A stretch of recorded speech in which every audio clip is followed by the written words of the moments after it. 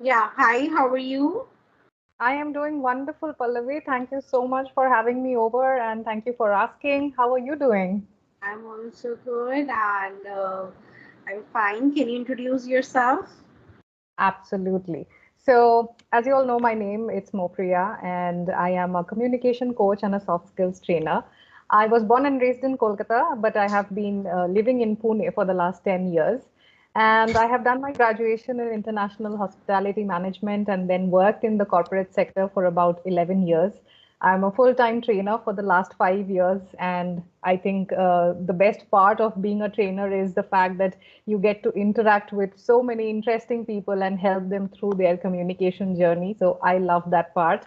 And whenever I get some free time, I would, definitely go on for some travel, or I would love to cook something, and I love spending time with my friends and family. And I'm certified from Indian Leadership Academy. I'm a certified corporate trainer, communication trainer, and a voice and accent trainer. And currently, I'm also undergoing a TEFL certification, which should be over soon. So that's a little bit about me. If you have any specific questions, I would love to answer them. Thank you so much. You have given a lot of details about yourself. Really good to hear that. So you said you have been like into voice and accent training as well. So like a lot of people nowadays they wonder their accent is not good enough. So would you like to give some insight over that? Well, interestingly, just today I have posted something on Instagram and LinkedIn on accent, and I think it will post on YouTube tomorrow. So, the only thing that I keep telling my learners is do not try to take up any accent which doesn't come to you naturally because it makes you sound fake and it really messes up your communication. And the focus should always be on clear pronunciation, getting rid of any mother tongue influence that you have and being able to articulate your words in a manner that anybody from around the world should be able to understand you. So the focus should be on clarity and not on taking up any accent specifically because accents are very specific to geographical regions. And if you are not from America, there is no point taking up an American accent just to sound cool. So yeah, that's what Okay, I so keep telling like people. how one can rid of the MTI issue? Okay, so MTI is a very common problem in India because we have so many different dialects, we have so many Yeah, different regional languages that we speak in, and all those languages have their own rhythm in which people yeah, speak. All the sounds are different, right? So the only way in which you can get rid of MTI is definitely number one by understanding the specific English sounds, which are extremely important to understand because English is a language which works on sounds, right? So yeah. unless you understand the sounds, it becomes very difficult for you to pronounce correctly. Now there are certain learners who has problem with spelling out some sounds, they cannot pronounce those sounds. So for that there are different speech therapy exercises that can be given to them. There are different tongue exercises, mouth exercises that can be given to them.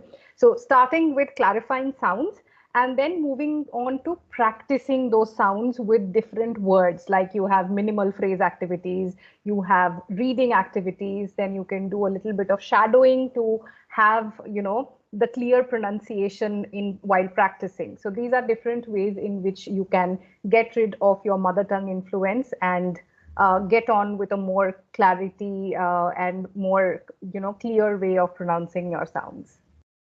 Yeah, really good insight you have given. So, like generally, people in India they have like struggle with two sounds, sir Mhm. and sure. So, Yes, would you like to give some suggestion to my viewers on these two sounds, how they can work on, especially on two sounds, sir and sure, like S and SH. absolutely.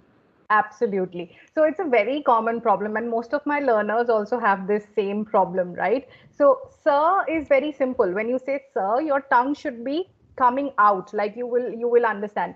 See, or sober. So your tongue rolls and it comes a little outside. But when you use the sound sh, your tongue should be going up and touching the tip of your upper ridge of your mouth, right? So for sure, you will see your tongue is rolling back and touching the ridge. So if you focus on that, and there are a few more activities, very small speech therapy activities, which are there available, readily available on YouTube. You can do them and you can practice them.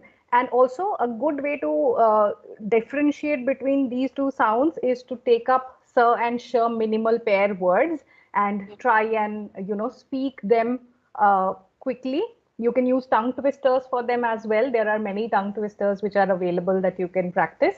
So with the help of these, you can work on your sir and sh sounds. Yes, you know what? Like for the similar sound, if the way you explain is actually the correct way out of pronouncing these two sounds, but what I suggest generally Mm-hmm.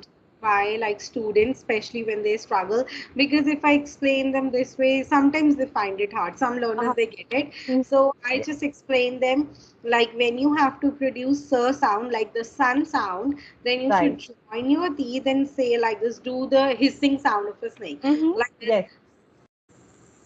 Correct. Don't try to say sir, just produce the sound and un like this. Correct. Un. That's a So great.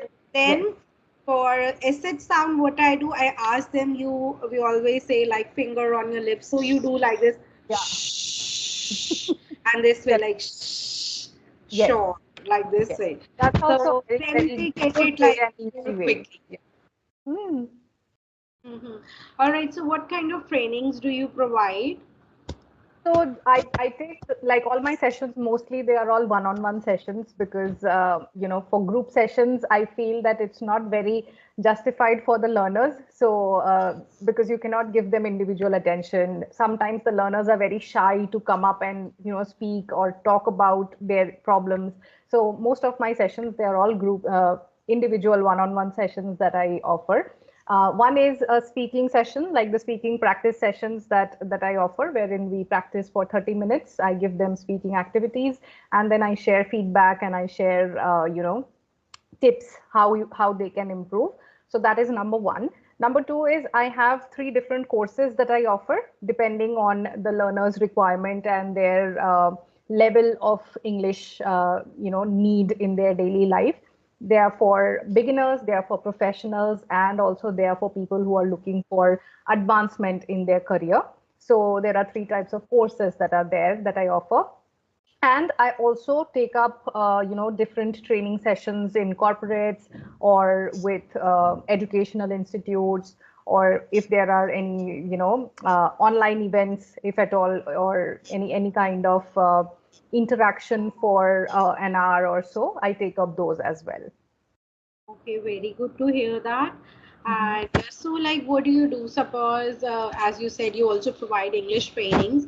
So, if somebody gets stuck while speaking, so what they should do at that time? What do you suggest? Well, I feel that's the most common problem for any learner, and not just for any learner. I feel anybody can come to that stage where they are talking about something, and it sometimes happened to me as well, right?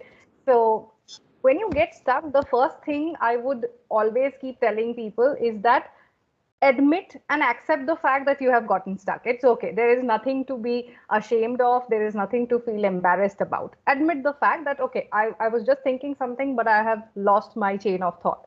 After that, you can start over. If you remember that thought or if you remember what you were talking about, you can start over and you can frame the same sentence again, maybe in a different manner, or you can come up with something entirely different. You just acknowledge the fact that you have forgotten or you have gotten stuck, and you start over and you say something different or something related. But the only thing is, there's no point getting freaked out or getting too scared and then feeling embarrassed that, oh my God, I messed up. Because it happens to the best of people, and it is okay. It is human, and it can happen with any language for that matter. Okay, so like how to gain confidence during that time period when one loses the track of thoughts, because it happens when we are speaking something and suddenly like we messed up the things, we lose our confidence. So what should we do then?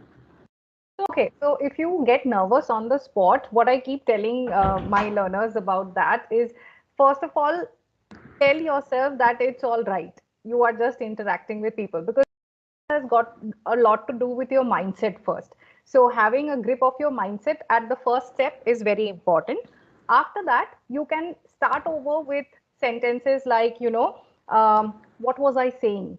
Or you can ask your audience. You can, get cues from your audience using phrases like, I think I was talking about this, or I suddenly lost my train of thoughts, right? Things like that. You can start with that because then people understand that you have lost your train of thoughts and they try to help you out or they try to ease you out at that point in time.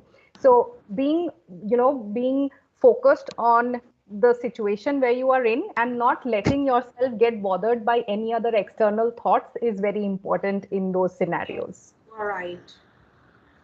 Mm-hmm. Okay, all right. So very good to hear. Any other suggestions that you would like to give, like for the learners, those who are learning English and they stuck in? Well, if you are in the learning process, one thing that you can definitely do is uh, trying to get a grip of your thoughts, because at the end of the day, whatever we communicate, whichever language we communicate in, it is all about our thoughts. Sometimes we will also come across people whom we are communicating in Hindi or any other vernacular language, but still their sentences are all over the place. That happens because your thoughts are all over the place. So having that structure or a pattern of your thought is very important, and that is something that can be inculcated, that can be developed with time. So focusing on how to structure your thought whenever you are speaking, like if you have a random topic and if you have to speak on that topic, right? Instead of getting scared that, okay, I don't know what to say about it, have a thought in your mind that, I keep telling people, start with first introducing or talking about what you understand from that topic, and then speak about what is your personal opinion, because no matter what, we will always have some personal opinion about any ABC topic that we are talking about, right? Next is talk about in general what are your observations about the society or people, what are their opinion on that particular topic. So if somebody asks me that, Mopriya, can you talk on the importance of politics in today's world, right? Although I'm not very keen in politics, I don't keep a lot of track of politics, but still I can talk for 1 or 2 minutes, because I can start by introducing what politics is or what I understand of politics. Definitely it won't be the definitive definition, but I can talk about what I understand about it. Then I can say what is my opinion, why am I interested, why am I not interested. Then I can talk about what role it plays, because I see, I observe, and I understand how things work around. So keeping yourself aware of your surroundings, keeping yourself aware of your own self, and then being able to put those thoughts into a proper structure is something that can really help with any form of communication. Yeah, thank you so much for the valuable suggestions you gave. Shall we do an activity where we do the role play? Like I have a script. We can Mm-hmm. go through the script like for the viewers, so just see like how to talk about something. Should I Yes, share my screen? absolutely. Why not? Okay. Uh, just let me know if you can see my screen well. Yes, I can. The font size is okay, or should I increase it? If you can just increase a tad bit. Yeah, sure. Let me just increase it. It's 14. Let me make it to 18. Is it fine now? Yes, good to go. Okay. So what do you want to be, Emma or John? Um, I can be Emma. Okay, I will be John. We will be saying our lines. Okay. All right, Perfect. let's start. The topic of this conversation is planning a weekend trip. And let's start the conversation. Like you are Emma and I'm John. You can begin. Wonderful. Hey, John, have you thought about what you want to do this weekend? Hi Emma. Yes, I was thinking it might be fun to take a trip somewhere. Do you have any suggestions? That sounds great. I have been wanting to visit the new nature park. Have you heard about it? Yes, I have. It's supposed to be really beautiful. What activities can we do there? There are lots of hiking trails, a lake where we can go kayaking, and even a picnic area. I love hiking and kayaking. Sounds like fun too. How far is the park from here? It's about a 2 hour drive. We could leave early on Saturday morning and come back Sunday evening. That works for me. Should we invite anyone else to join us? Sure, the more the merrier. I can ask Sarah and Mike if they are interested. Great idea. Do we need to bring anything special? We should pack some comfortable clothes for hiking, sunscreen, and maybe some snacks for the picnic. Good thinking. I will also bring my camera. I would love to take some photos of the scenery. Perfect. I'll make a list of things we need and check with Sarah and Mike. This is going to be so much fun. I'm really looking forward to it. Thanks for organizing, Emma. No problem, John. Let's touch base on Friday to finalize the details. Sounds good. Talk to you then. Talk to you then. Yeah, thank you so much. It was so wonderful, the way you said, and you really use your facial expressions very well. Even I would like to say to the viewers as well, those who are watching, the idea to give this conversation is just to see like how we should use our facial expressions, hand gestures, and if there is exclamation mark, you should give more time, and it should sound like natural and interesting as well. Absolutely. Yeah, so I would like to say, like, as you say, you give training. So, like, how anybody wants to join your classes, so how they can contact you, you can tell me. Also, I will pin it on my page. Sure. So my YouTube handle or my Instagram handle is Speak Up with Mopriya. You can, if anybody visits my channel or follows my channel, I have given my email address on my channel. So in the description, you can see my email address available. You can directly email me, or my LinkedIn profile is available. So Mopriya M or Mopriya Mukherjee, you can find me on LinkedIn as well, and you can directly DM me on Instagram or on LinkedIn, and we can connect. And then I can share. I generally do a one-on-one call first to understand the learner's need, because I try to keep my courses or my classes as customized and individualized as possible, because every learner has a different need and a different set of requirements to work on. So, anybody who gets in touch, I will get on a call with them to understand what their needs are. And accordingly, I will suggest, the course and the topics that we can take up. Okay, sure. I will also pin your page so people can contact you, those who are looking for like online classes. Last question before we close the call. So, if a person is at the intermediate level, so what do you suggest? Like, how much time does it take for a person to improve? Just an average? Right. So, this is a very interesting question, and a lot of people keep asking this. Generally, the ideal time should be 3 months to 5 months or 6 months, anywhere in between.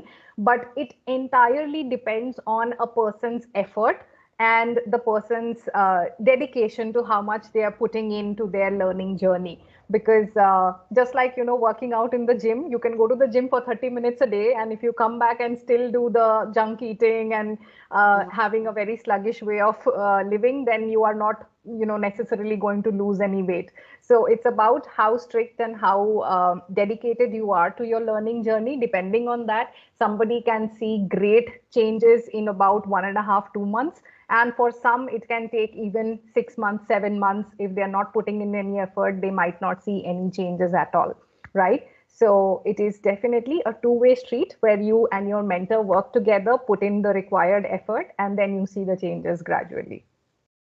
Okay, thank you so much for a lot of details you share and good insight you have given about English learning also. And thank you so much for coming. And if time permits, we'll meet again. Absolutely, Pallavi. Thank you so much for having me over. I really enjoyed the activity, the conversation, and of course, interacting with you. And I would definitely look forward to having you over on my channel on one of the episodes too. Okay, sure. All All right, right. Thank bye. you. Welcome. Bye.